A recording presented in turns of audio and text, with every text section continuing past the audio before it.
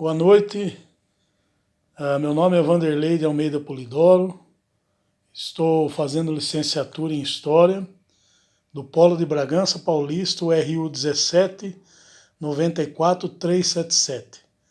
Hoje à noite estamos aqui com o professor Nelson Machado Filho, professor atuante na área de História, professor já há muitos anos. O professor gostaria de falar a formação do professor? Assim, rapidamente, professor. Sim, eu sou formado em História, né? Pela antiga Faculdade Plínio Augusto do Amaral, que faz parte hoje da Unifia. Né? Eu fiz a minha conclusão, minha graduação, né? Eu terminei em dezembro de 1981. Né? E atuei no magistério por volta de uns 32 anos. E passei por diversas escolas aqui na nossa região do Circuito das Águas. Quais escolas o senhor passou assim? Eu iniciei lá no Celso Tosi, em Jaguariúna, escola de ensino fundamental e ensino médio, né? Professor Celso Tosi, lá foi a minha primeira escola. 7 de fevereiro de 1983 foi o dia do meu ingresso. Depois eu passei pelo Noedir Mazzini, Rangel Pestana, o Luiz Leite, João Belarmino, Coriolano Burgos e também Pedreira, lá no Arnaldo Rossi, Humberto Piva, o Silvio Aguiar Maia, Coronel João Pedro de Godoy. Praticamente foram essas escolas onde eu atuei como professor durante muitos anos. Certo. Então vamos começar aqui com a entrevista, professor. Positivo. Nós temos algumas perguntas para formular ao professor sobre a área mesmo da atuação da história, né, do ensino da história. A primeira pergunta da noite seria, em sua opinião, professor, qual o maior desafio em ensinar a história hoje? O senhor continua ainda atuando na área. Qual seria o maior desafio hoje, professor de história, ensinar a matéria? O maior desafio é hoje o seguinte, o desinteresse da maioria do alunado, né? E muitos alunos não têm muito interesse em matérias de ciências humanas. Eles já vêm, já desde o fundamental, com aquela ideia de que o mais importante é a matemática, as ciências exatas, né? E não privilegiam muito as ciências humanas. Então, um grande desafio nosso é tentar passar esses conteúdos necessários para uma formação cidadã, né, para esses jovens. Okay. Mas, graças a Deus, no meio do alunado sempre tem alguns, né, que se interessam. Então isso dá uma força para a gente. Né? Tem alunos que gostam de leitura,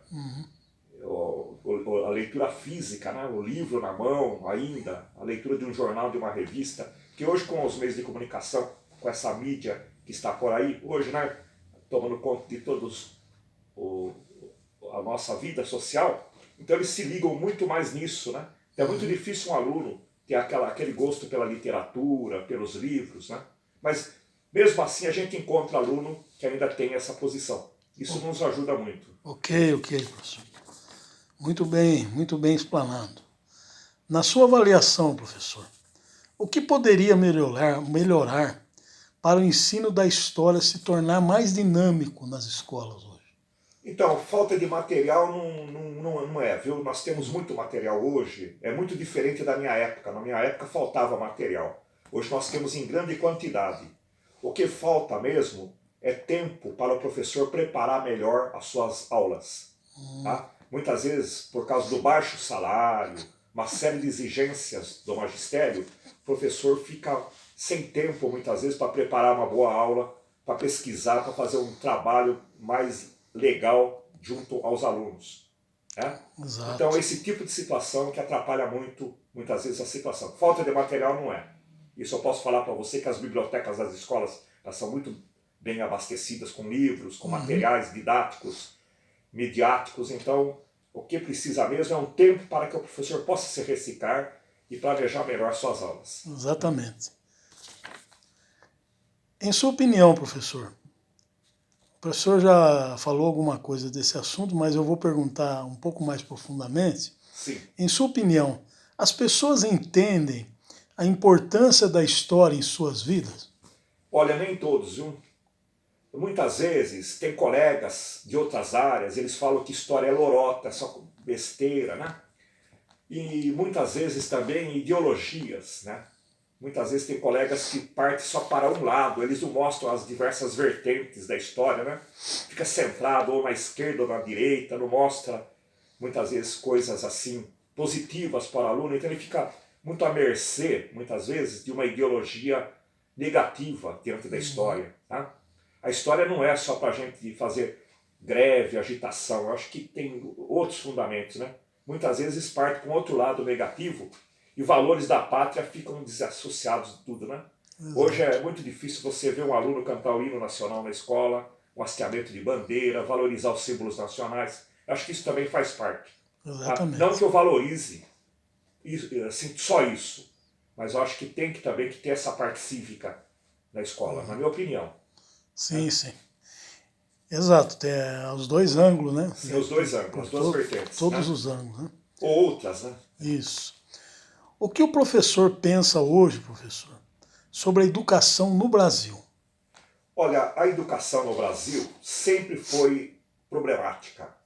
Desde o tempo do Império, no tempo da colônia, passou pela República.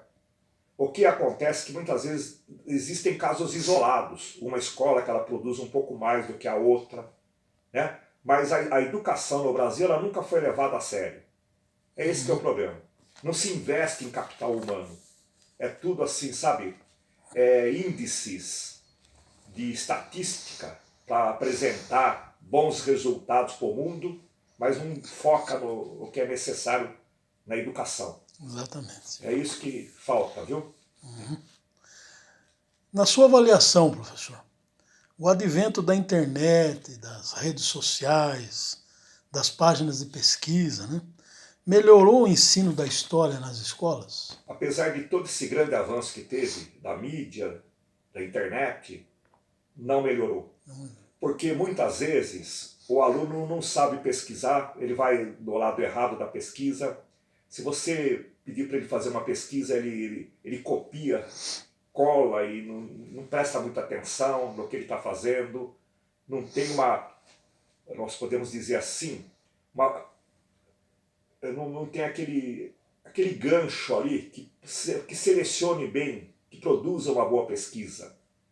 Tá? Então acho que precisa ter todo um trabalho bem adequado para treinar bem esses alunos como utilizar melhor a internet. Porque eu, no meu ponto de vista, hoje, para o ensino da história, não tem nada de melhor do que hoje. É diferente da nossa época. Nós temos tudo na mão.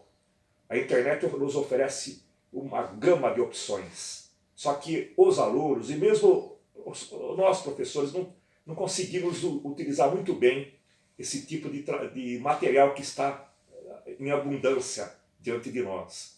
Né? É isso que precisaria ser feito. Um bom treinamento, adequar melhor esse sistema.